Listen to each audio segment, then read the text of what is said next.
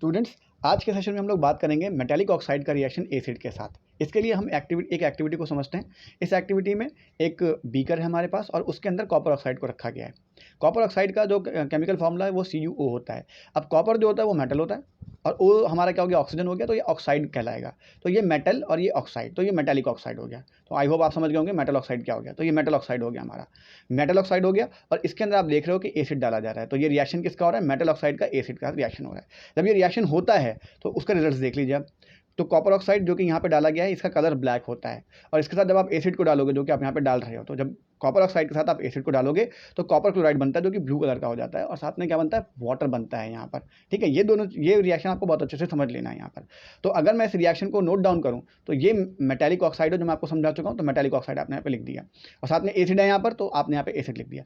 ये सॉल्ट है हमारा, तो यहाँ पे सॉल्ट लिख दिया। और ये क्या बना? वाटर बना यहाँ पर। अब इस पर्टिकुलर रिएक्शन को अगर आप देखें तो ये असल में एक जो पीछे के सेशन में हमने डिस्कस किया था, बेस और एसिड का रिएक्शन जो होता है तो सॉल्ट और वाटर में क्या होता है? कन्वर्ट होता है। इसको मैंने पीछे के सेशन में डिस्कस किया है, पीछे की वीडियो में डिस्कस किया है। अगर नहीं देखा तो वहाँ जाके देखिए इस चीज़ को। ठीक है, तो इस रिएक्शन का फ़ायदा उठाते हुए मैंने क्या किया, इसको नीचे लिख दिया यहाँ पर।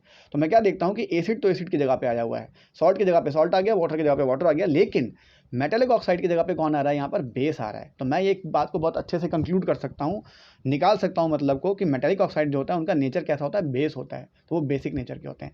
तो यहाँ पे मेटालिक ऑक्साइड जब एसिड के साथ रिएक्ट करते हैं तो वो सॉल्ट और वाटर तो बनाते हैं। ठीक है, वो सॉल्ट और वाटर तो बनाते हैं, लेकिन अगर आप बाकी बात को समझें तो यहाँ पर क्या हो रहा है? मेटालिक ऑक्साइड जो होते हैं वो उनका नेचर कैसा होता है? बेसिक होता है। बहुत ही इंपॉर्टेंट बात है ये। ठीक, मेटालिक ऑक्साइड, एक मेटल दूसरा ऑक्साइड। अब यहाँ पर दूसरी बात को और समझिए। दूसरी बात के लिए आपको आना पड़ेगा यस यहाँ पर। तो नॉन मेटालिक ऑक्साइड का रिएक्शन बेस के साथ, इसको भी समझिए आप। एक्टिविटी 2.5 मैं पहले भी आपके साथ डिस्कस कर चुका हूँ, मैं फिर भी आपको एक शॉर्ट बता देता हूँ इसका। देखिए, ये है लाइम वाटर, कैल्शियम हाइड्रोक्साइड, और यहाँ पे आप इसको रिएक्ट कर रहे हो कार्बन डाइऑक्साइड के साथ। तो उससे बन रहा है कैल्शियम कार्बोनेट, जैसे हम मार्बल भी कहते हैं, चौक कहते हैं, चौक भी कहते हैं। ठीक है, और वाटर। तो ये सॉल्ट है, ये वाटर है। कैल्शियम हाइड्रोक्साइड, यहाँ पे आप OH को देख रहे हो, आप जब भी OH को देखो तो समझ लो कि वो बेस होता है, तो वो बेस है यहाँ पर।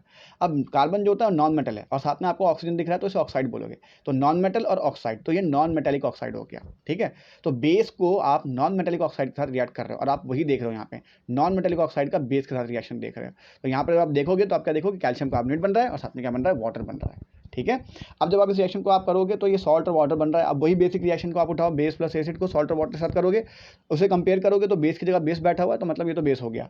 नॉन मेटालिक ऑक्साइड जो कि कार्बन डाइऑक्साइड है, यहाँ पे कौन दिख रहा है आपको? एसिड। तो इसका मतलब नॉन मेटालिक ऑक्साइड जो कि इस केस में कौन है? कार्बन डाइऑक्साइड है। वो कैसे बिहेव करता है? एसिड की तरह बिहेव करता है। तो कार्बन डाइऑक्साइड बेसिकली कैसी होती है? एसिडिक होती है नेचर में। ठीक है, और साथ में आपको क्या दिख रहा है? सॉल्ट दिख रहा है और वाटर दिख रहा है। आई होप ये बात आपको बहुत अच्छे से समझ में आ गई होगी। यहाँ पे नॉन मेटालिक ऑक्साइड क्या होते हैं? एसिडिक हो जाते हैं नेचर में। तो मेटालिक ऑक्साइड क्या होते हैं? बेसिक होते हैं, बेस होते हैं नेचर में। और नॉन मेटालिक ऑक्साइड क्या होते हैं? वो क्या होते हैं? एसिडिक होते हैं। अब एक बात को और समझ लीजिए, यहाँ पर एसिड हमेशा बेस के साथ रिएक्ट करेगा, एसिड एसिड के साथ रिएक्ट नहीं करता है। इस बात को समझ लीजिए। ठीक है, मैं ऐसा भी कह सकता हूँ, एक एसिडिक होगा, दूसरा लेस एसिडिक या कम एसिडिक होगा। या फिर मैं ऐसा भी कह सकता हूँ, एक बेसिक होगा, दूसरा कम बेसिक होगा। ये थोड़ा समझना मुश्किल है, हायर क्लासेस में आप इसको समझेंगे, लेकिन फिर भी 10th क्लास के लेवल पे एसिड बेस के साथ रिएक्ट करता है, एसिड एसिड के साथ रिएक्ट नहीं करता है। इसी तरह से बेस बेस के साथ रिएक्ट नहीं करता है। नॉन मेटालिक ऑक्साइड बेस के साथ रिएक्ट कर रहा है तो अपने आप एसिड हो जाता है, क्योंकि अगर ये बेस है तो बेस बेस के साथ रिएक्ट नहीं करता है। छोटी सी थ्योरी। ठीक, इसी तरह से मेटालिक ऑक्साइड जो है किसके साथ रिएक्ट कर रहा था? एसिड के साथ रिएक्ट कर रहा था। तो आई होप एसिड एसिड के साथ नहीं, एसिड बेस के साथ रिएक्ट करेगा और बेस एसिड के साथ रिएक्ट करेगा।